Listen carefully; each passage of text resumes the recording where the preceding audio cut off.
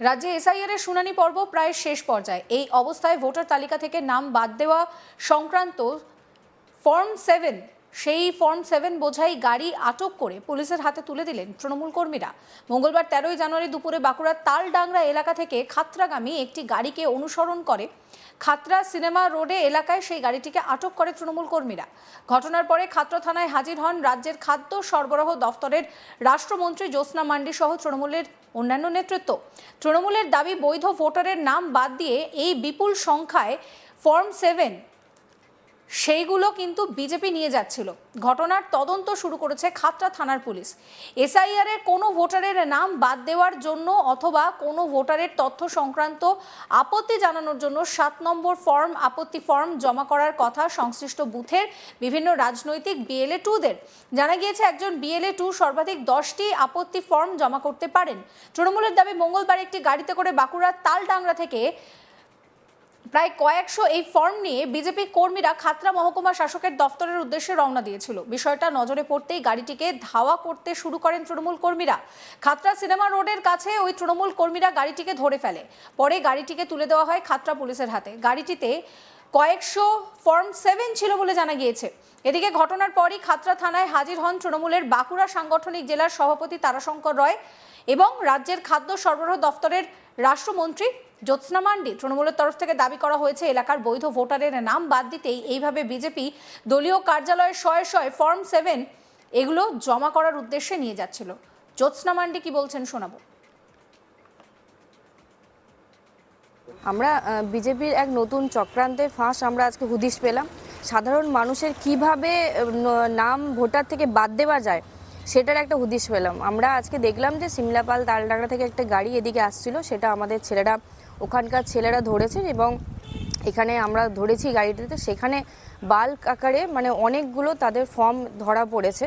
তা সেটার মধ্যে আমরা জানি একটা বিএলও 2 বিএলওকে 10টি ফর্ম জমা দিতে পারে, তার বেশি নয়। কিন্তু ওই একসাথে বাঞ্চ আকারে ফর্ম কিন্তু তারা এসডিও অফিসে জমা দিতে যাচ্ছিল। তো এগুলো সবকটাই মানুষের নাম বাদ দেওয়া চক্রান্তে। তারা এইভাবে ফর্ম বিলি করতে পারে না সব জায়গায় এবং এইটা নিয়ে মানুষকে ভোটার লিস্ট থেকে বাদ দেওয়ার একটা চক্রান্ত বিজেপি শুরু করে দিয়েছে প্রত্যেকটা বিধানসভায়। সেটা তো আমরা জানি না। 20টি থেকে 21টি বাঞ্চ আমরা দেখলাম, তার সাথে 9-10টি প্রায় মোটা এরকম বাঞ্চ ছিল আর কিছু ছিল ছোট ছোট। তার মধ্যে আশা করি নিশ্চয়ই যতগুলো ফর্ম ধরবে সেই ফর্মগুলো ওটাতে আছে। কোথা থেকে আসছিল ফর্মগুলো? সিমলাপাল থেকে গাড়িটি এদিকে আসতে দেখা গেছে, আমরা ধরেছি খাতড়াতে। কোথায় চাপানো হয়েছিল ফর্মগুলো সেটা বুঝতে পারেন না, সেটা পুলিশ ইনকোয়ারি করছে। পুলিশ থানাটা এই গাড়িটা সিজ করেছেন, ওনারা ইনকোয়ারি করছেন, তারা বলতে পারবেন যে কোথা থেকে কি হয়েছে। কি ফর্ম ছিল এগুলো? এগুলো ফর্ম 7 ছিল। অবজেকশন ফর্ম যেগুলো হয় সেই ফর্ম 7 ছিল। এটার মধ্যে নাম বাদ দেওয়ার যে ফর্মটা থাকে সেই ফর্মটা ছিল। কারা ছিল ওই গাড়িতে? কারা ছিল ওখানে? বিজেপির সমর্থক ছিল। আমরা জানি সরকারিভাবে এগুলো বিএলওরে জমা দেন, কিন্তু এখানে বিজেপির যে কর্মী সমর্থকরা ছিল সেই গাড়িতে পুরো ভর্তি ছিল ওখানে। আপনারা কি চাইছেন? আমরা চাইছি যে মানুষকে এইভাবে বোকা বানিয়ে সমস্ত জায়গায় ফর্ম ডিস্ট্রিবিউশন করে পুলিশ তার যথাযথ আইনের পথে চলবে। আর এতগুলো ফর্ম একসাথে পেলো কোথা থেকে? তাহলে ইলেকশন কমিশনের সাথে তাদের যোগসূত্র আছে, সেই জন্য একসাথে এতগুলো বাঞ্চ আকারে ফর্মটা পেয়েছে। পাবে কোথা থেকে? আপনারা বুঝতে পারলেন কি করে যে এই গাড়িতে ফর্ম রয়েছে বলে? আমাদের সিমলাপালে আমাদের কর্মী সমর্থক যারা আছে তারা গাড়িটাকে ধাওয়া করেছে, ধাওয়া করে আমরা এখানে ধরা পড়েছে, খাতড়ায় ধরা পড়েছে। এখন গাড়িটা কোথায়? গাড়িটা এখন থানা নিয়ে চলে গেছে, থানাতে আছে। ফর্মের ভিতরে ফর্মগুলো গাড়ির ভিতরেই আছে? গাড়ির ভেতরেই আছে। বিজেপি তাদের বিরুদ্ধে ওঠা সমস্ত অভিযোগ অস্বীকার করেছে। বিজেপির পাল্টা দাবি, তৃণমূলের তরফে এই ফর্ম 7 জমা দেওয়ার ক্ষেত্রে সর্বত্র বাধা দেওয়া হচ্ছে। সেই জন্য তালডাংরা এলাকার বিজেপির বেশ কিছু দলীয় বিএলএ 2 এই ফর্ম একত্রিত করে জমা দেওয়ার জন্য যাচ্ছিল। তৃণমূল রাস্তায় গাড়ির ওপরে হামলা চালিয়ে সেই ফর্মগুলোকে ছিনতাই করেছে এবং নাকি বিজেপি কর্মীদের মারধর করা হয়েছে বলে অভিযোগ করছেন বিজেপি নেতা সুভাষ সরকার। কি বলছেন তিনি শোনাবো। বাঁকুড়াতে জেলার শাসক বা জেলার মুখ্য নির্বাচনী আধিকারিক যেমন জেলারই 4 জন বিধায়কের সঙ্গে দেখা করলেন না এই এসআইআর কে কেন্দ্র করে, ঠিক সেই রকম খাতড়াতে যারা ফর্ম 7 এবং আরো অন্যান্য কিছু কাগজ তাদের বোধহয় ছিল, যারা বিএলএ 2-র মাধ্যমে বিএলওর কাছে জমা দিতে পারেনি, সেই কাগজগুলো নিয়ে এই আরোর কাছে জমা দিতে যাচ্ছে। আর সেখানে কিনা তৃণমূলের গুন্ডারা তারা গাড়িকে আটকে সমস্ত ছেলেপুলেদের মারধর করে আমাদের 2 জন কর্মী, তাদের খোঁজ পর্যন্ত পাওয়া যাচ্ছে না। এইভাবে যে গণতন্ত্রের হত্যা করছে এই রাজ্যের শাসক দল, আর প্রশাসনকে তো চালাচ্ছে রাজ্যের শাসক দল। কাজে এর বিহিত নিশ্চিত হতে হবে এবং মুখ্য নির্বাচনী কমিশনার তার কাছেও এই বিষয়ে আমরা অবগত করাবো। মঙ্গলবার এই বিষয়ে নবান্ন থেকে সাংবাদিক বৈঠক করে মন্তব্য করেছেন রাজ্যের মুখ্যমন্ত্রী মমতা ব্যানার্জি।